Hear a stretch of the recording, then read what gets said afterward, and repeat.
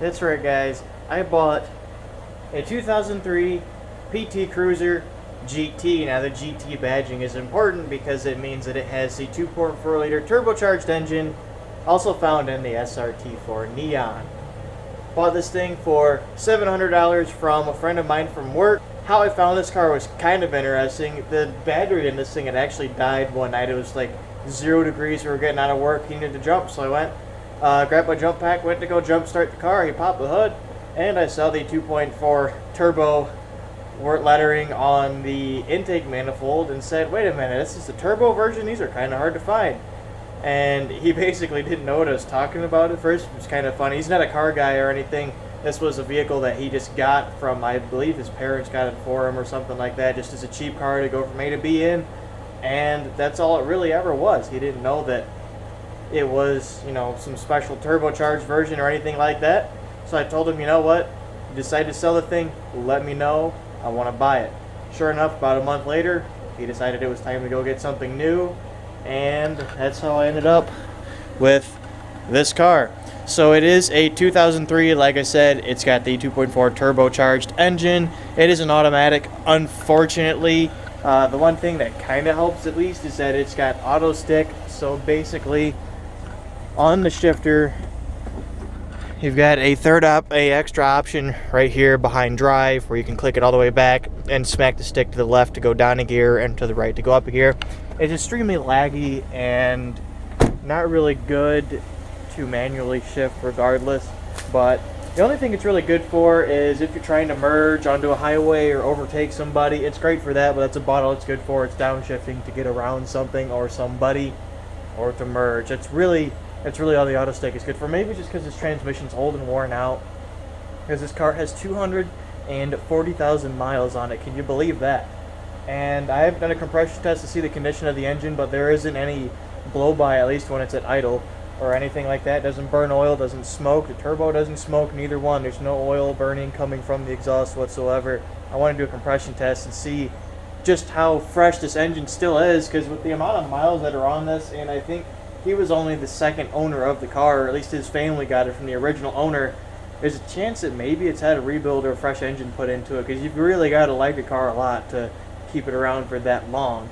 That's it. That is the new daily, basically, that I'm going to be driving A to B, at least until the Dakota is done. Once the Dakota is done, I may decide to sell this thing, or maybe by then this thing will just roll over and die. I'm not really sure. I didn't pay much money on it. I'm not going to modify this thing at all. I'm not going to do anything crazy. Not going to try to fix a bunch of stuff. I'm not trying to make another GTI situation where I'm just pouring money into a piece of shit. Not going to do it. Something major goes out on it, I'm just going to get rid of it, part it out, do whatever. There's a good bit of value in the engine that's in it, maybe even in the trans, I'm not sure, but I know the engine, SRT4 guys would love to have it. Maybe even people who are looking to do a swap into a standard Neon wouldn't mind buying at least a running 2.4 turbo with a good turbo. It doesn't smoke and doesn't have any shaft play or anything to it. It's in pretty good shape for what it is. And for the mileage, this thing's not that bad. It's been in some sort of a front end collision of some sort. Maybe somebody hit, I don't know, like a concrete barrier with it. The bumper is busted up there, fog lights busted out. I've got zip ties holding it up over there and over here and in the middle to hold it kind of straight, and the bottom of it hangs down really low if there's no zip ties on it. I actually broke it using my jack on it the other day. I busted this side over here completely off and it was swinging all the way down.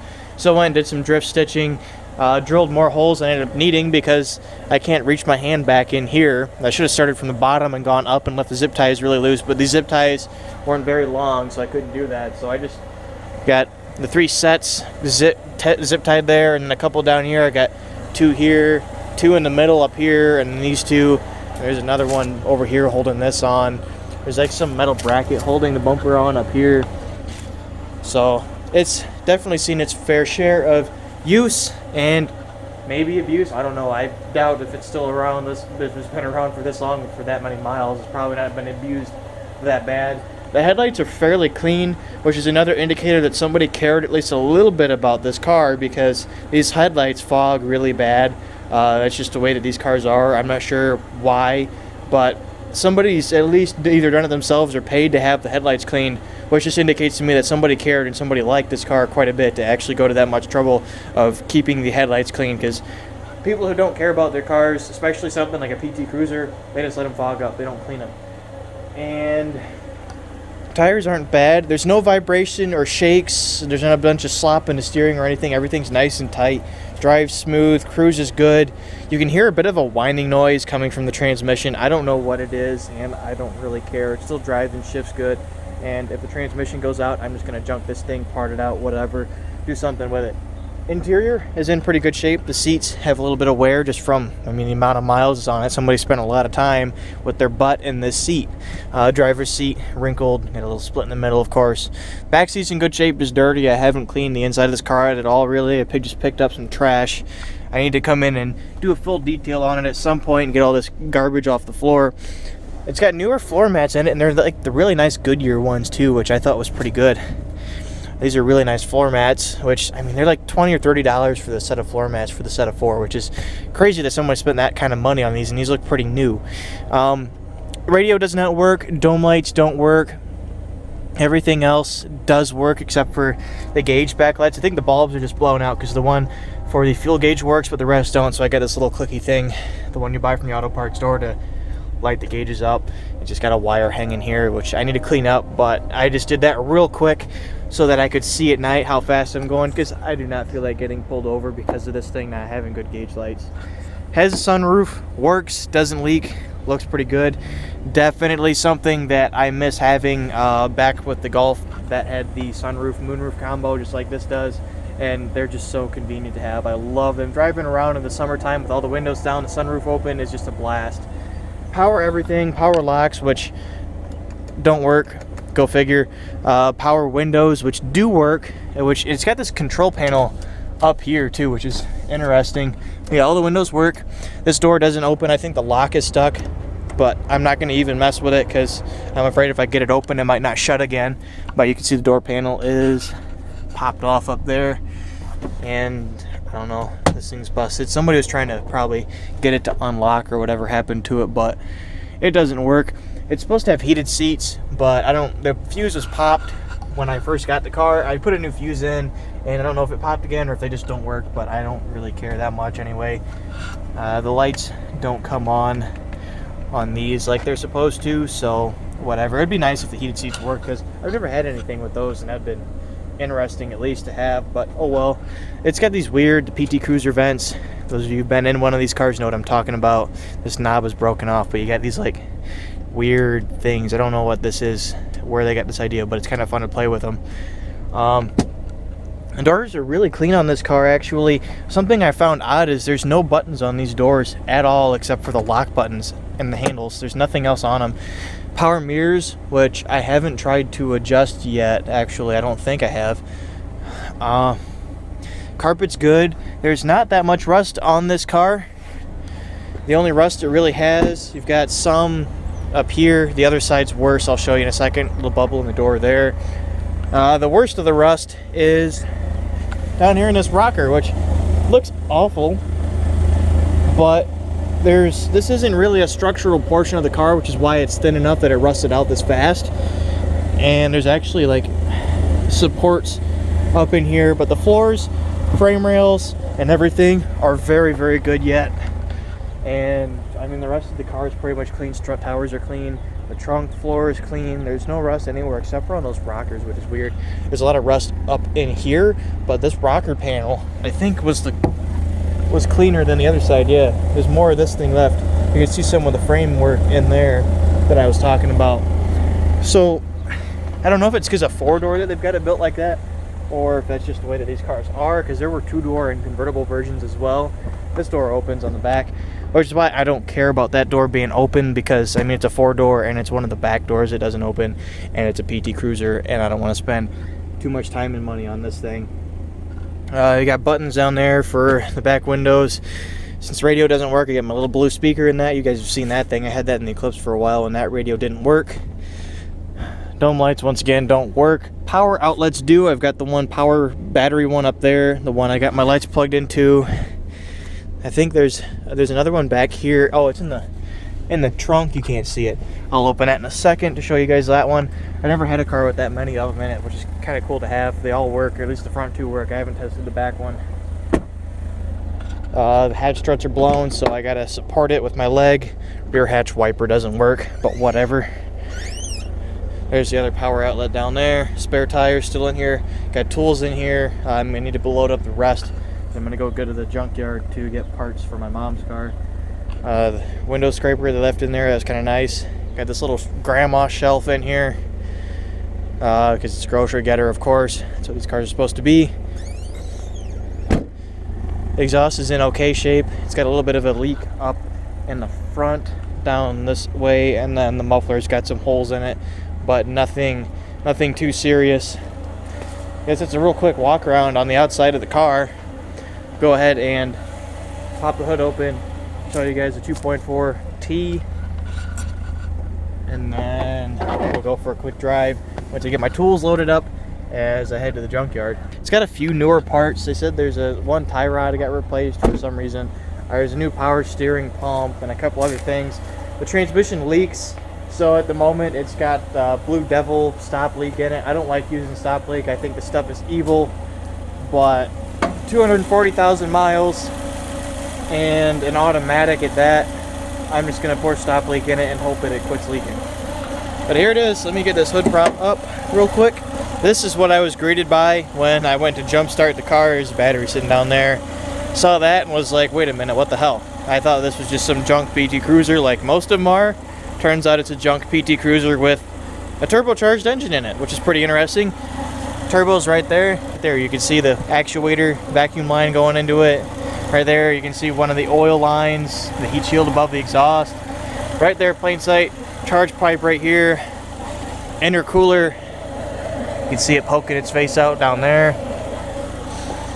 There's a few vacuum leaks that I had to fix on it. There was one up here. There was one down there right at or it was a boost leak, not an actual vacuum leak down there. There's another vacuum port I plugged off somewhere this way. This appears to be a spark plug boot being used as a PCV elbow, but it works, so I just left it on there for now because I don't feel like replacing all of this stuff yet. But this was blowing off because of the boost was blowing this hose off, so I went and just hose clamped it here, here, and here just to make sure it stays on, and I haven't had that issue for a while. I was sitting at a stoplight and the turbo was surging a little bit while I was just sitting there, and I was like, why is it doing this? It was idling high. Well, that hose had blown off, so I just had a giant vacuum leak. Fixed that. The stock airbox was broken. I drove around for a little while without an airbox and decided I should probably put an airbox on it, or an intake on it. So it's got the intake from the Eclipse on it, just the two elbows. I can't run a PCV line, which the other one that's supposed to go into the intake, right there's nothing on it, and there wasn't anything on it when I got the car, so I need to fix that. I was going to put one of those little filters on there. You guys know what I'm talking about, the ones you can buy from the parts store that just slide on and hose clamp them on, but there's not enough room down here to fit it.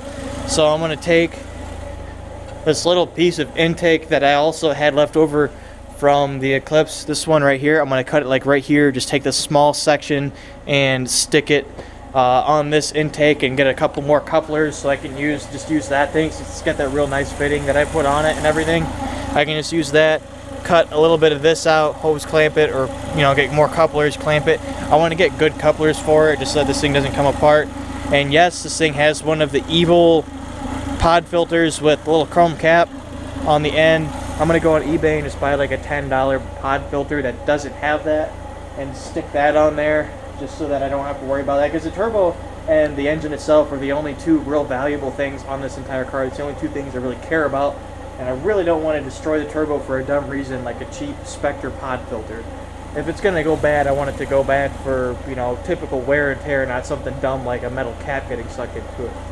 So I'm going to replace this sooner or later. The hose clamp's also busted, but it's better than just having it out in the open, and it makes cool turbo noises now. It's louder from outside with the intake on, but quieter from the inside than it was with nothing on it. From the inside with nothing on it, that thing would just scream. It was ridiculous. And the blow-up valve is very loud on these cars. This is the vehicle that I made a little teaser video of probably a week or so ago. It was like an 8-second long video where I was messing with the turbo flutter. That was this thing. that's it. That's the engine. We'll give it a couple revs so you guys can hear the blow-up valve noise and everything, which like resonates through the pod filter, which is pretty interesting.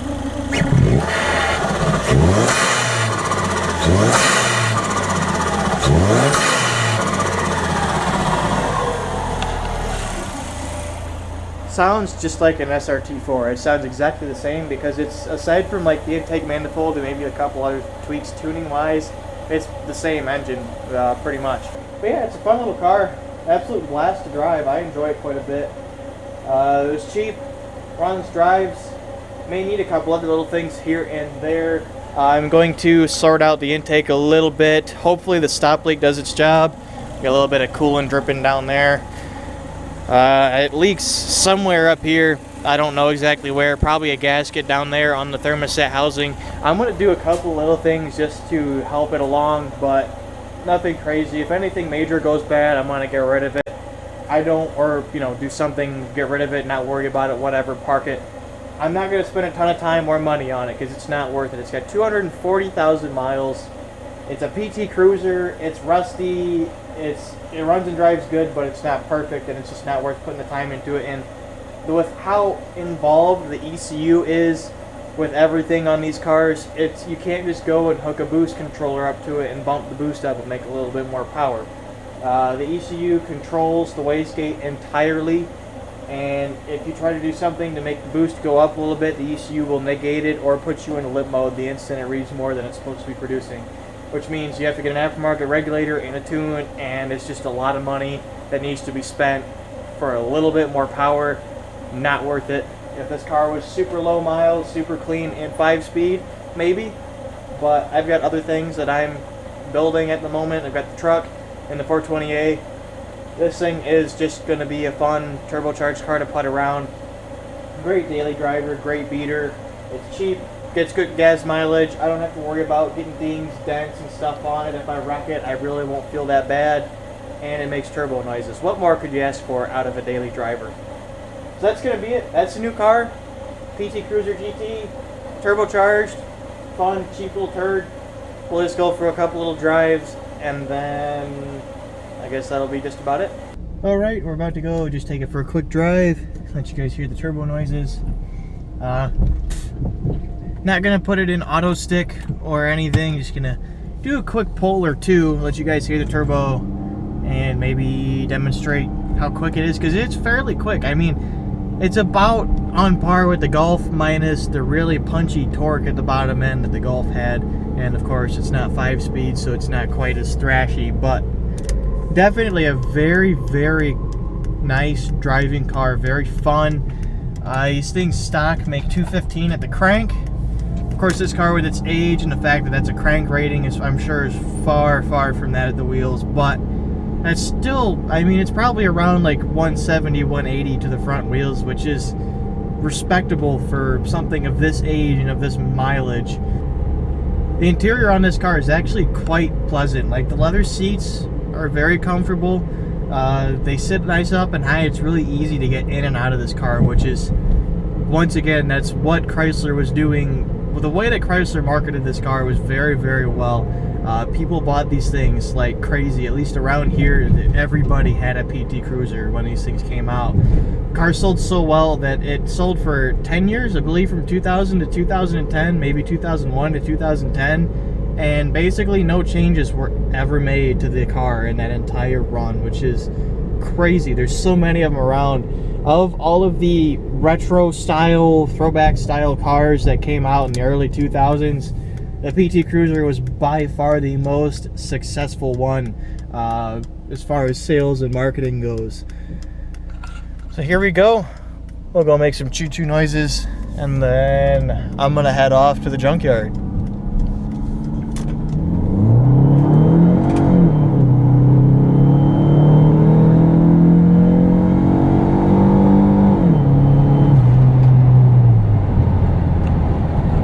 Very respectable amount of power, very respectable amount of pull.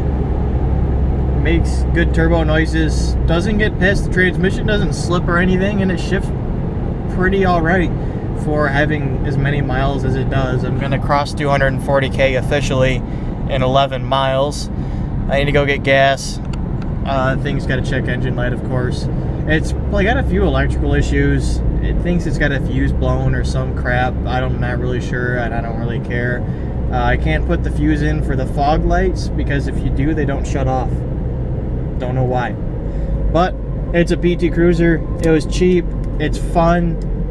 And I'm just going to drive it basically till I'm ready to sell it and give up on it, or until it rolls over and dies. So with that, that's going to be the end of the video.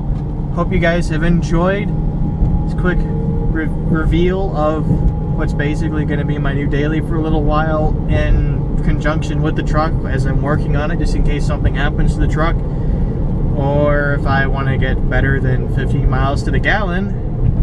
There we go. 4-cylinder, turbocharged 4-cylinder, fun car to drive. So, I want to thank you guys very much for watching, and I will see you later.